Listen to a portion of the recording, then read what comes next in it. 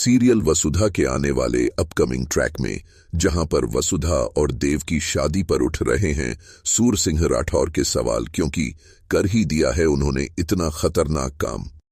तो दोस्तों, जहां पे जैसे तैसे एक दिन गुजरा वसुधा, देव और अविनाश का दिव्या के घर पे जैसे तैसे पिटपिटाते हुए अविनाश भी तबेले में सोने चला ही गया था और देव भी तबेले में ही सो रहा था अपने भाई के लिए।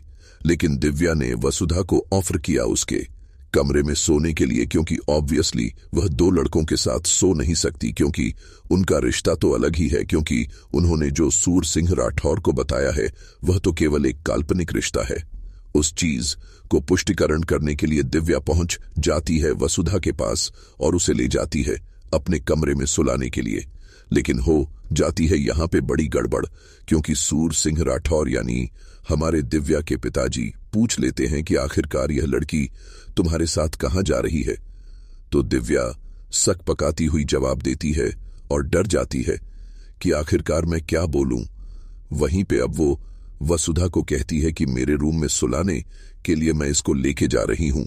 वहीं पे अब सवाल उठ जाते हैं पति पत्नी के ऊपर, यानी देव और वसुधा के ऊपर, और वो यही पूछता है, यानी जो दिव्या के पापा हैं वो पूछते हैं देव से कि तुम्हारी पत्नी वसुधा है और तुम्हारे से दूर क्यों सो रही है, आखिर क्या बात है, क्या मैटर है। लेकिन अब अपनी शादी को सच दिखाने के लिए, अपनी शादी की पुष्टिकरण के लिए वह दोनों को करना ही होगा कुछ बहुत बड़ा काम, यानी सूर के सामने उन्हें भरनी होगी वसुधा की मांग। जी हां दोस्तों, देव वसुधा की मांग भरता हुआ नजर आता, लेकिन दोस्तों उससे पहले ही दिव्या ने बात घुमा दी और कह दिया है कि इनको कुछ प्रॉब्लम है, इनकी तबीयत ठीक नहीं है, इसलिए ये मेरे साथ सो रही हैं और फाइनली सब कुछ नॉर्मल तो हो जाता है। वहीं पे कहीं ना कहीं सूर सिंह को होने वाला है बहुत बड़ा शक, क्योंकि उसे हल्का सा तो शक धीरे धीरे हो ही रहा था शुरुआत से।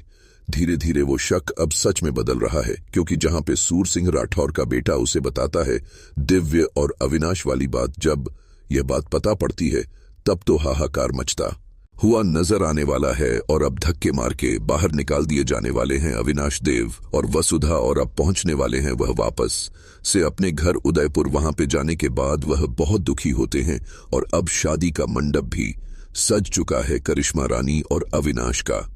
अब कैसे वसुधा लेकर आएगी दिव्या को, क्योंकि उसने कर दिया है अविनाश को प्रॉमिस कि अब वह लेकर आएगी दिव्या को, जब तक मंडप में मत बैठना, और अब मंडप में केवल और केवल हमारी दिव्या बैठेगी। लेकिन क्या दिव्या ने भी शादी के लिए इनकार कर दिया तो क्या होगा, क्योंकि चंद्रिका और सूर के बीच में जो हुई है बसट, वह जब बाहर आई और कहीं चंद्रिका की बड़ी गलती निकली तो दिव्या अपने पिता के लिए अपने प्यार को छोड़ती हुई नजर आएगी। ड्रामा काफी खतरनाक आएगा, इसलिए लाइक पे लाइक करते रहिए। आप लाइक नहीं करते हैं